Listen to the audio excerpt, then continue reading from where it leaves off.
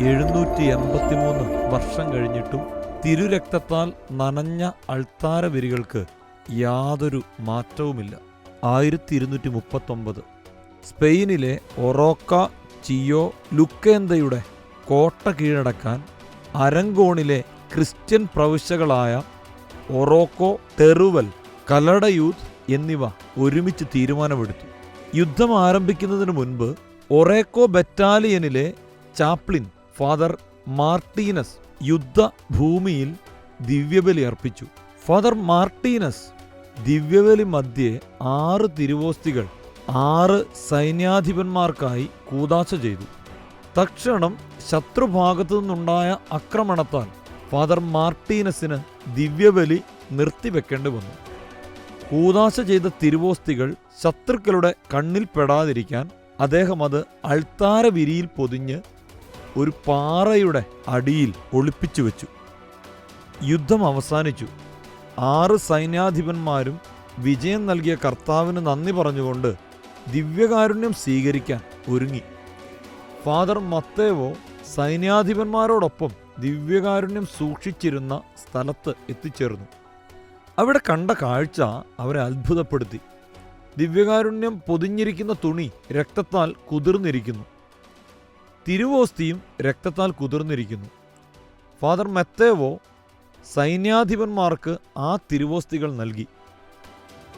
പിന്നീട് തിരുരക്തത്താൽ കുതിർന്ന അൾത്താരവിരി ഒരു കുന്തത്തിൽ കെട്ടി ഒരു പതാക പോലെയാക്കി. അത് മുന്നിൽ പിടിച്ച് ചിയോ ലൂക്കേന്തോ കോട്ട പിടിച്ചെടുത്തു.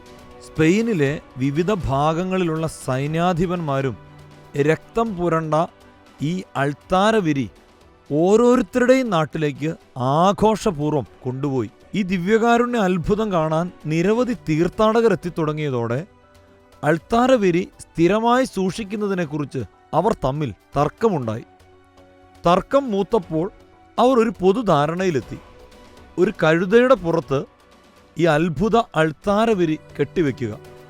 എന്നിട്ട് ആ കഴുതയെ സ്വതന്ത്രമായി വിടുക.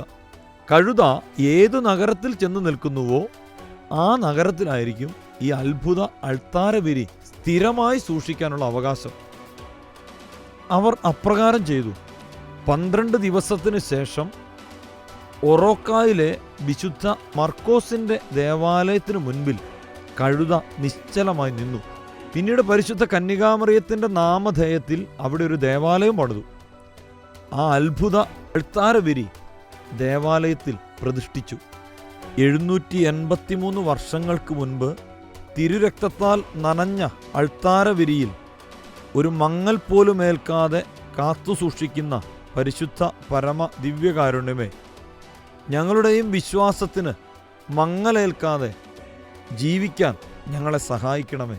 പരിശുദ്ധ പരമ ദിവ്യകാരുണ്യത്തിന് എന്നേരവും ആരാധനയും സ്തുതിയും പുകഴ്ചയും ഉണ്ടായിരിക്കട്ടെ. വിശുദ്ധ കുർബാനയുമായി ബന്ധപ്പെട്ട വീഡിയോകൾ നിങ്ങൾക്ക് ലഭിക്കാൻ ഈ ചാനൽ സബ്സ്ക്രൈബ് ചെയ്യുക.